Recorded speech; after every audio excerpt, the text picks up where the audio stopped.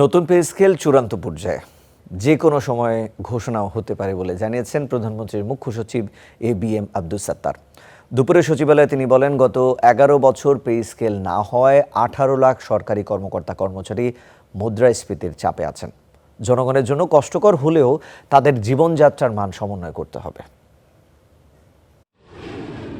মধ্যপ্রাচ্য যুদ্ধে টালমাটাল বিশ্ব অর্থনীতি, এর প্রভাব পড়েছে দেশেও।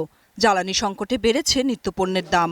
তবে প্রায় এক যুগেও বেতন বাড়েনি 18 লাখ সরকারি কর্মকর্তা কর্মচারীর।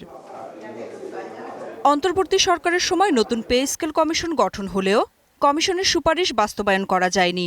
অবশেষে প্রধানমন্ত্রীর মুখ্য সচিব জানালেন, নতুন পে স্কেলের ঘোষণা আসছে শিগগিরই। পে স্কেল তো বিবেচনাধীন আছে এবং গভর্নমেন্টের কমিটমেন্ট আছে, এটা আমরা বাস্তবায়ন করব এবং এটা চূড়ান্ত পর্যায়ে আছে, যে কোনো মুহূর্তে পে স্কেল ঘোষণা হতে পারে। এছাড়া অর্থনীতি পুনরুদ্ধার সরকারের প্রধান চ্যালেঞ্জ উল্লেখ করে তিনি বলেন, কর্মসংস্থান সৃষ্টি ও উৎপাদনশীলতা বাড়ানোর পরিকল্পনা তৈরি হচ্ছে।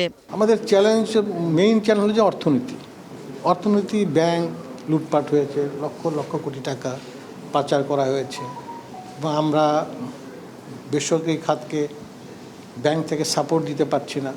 সব কিছুর জন্যই দায়ী হলো বিগত সরকার, এবং সেই জায়গা থেকে বেরিয়ে আসতে তো সময় দিতে হবে।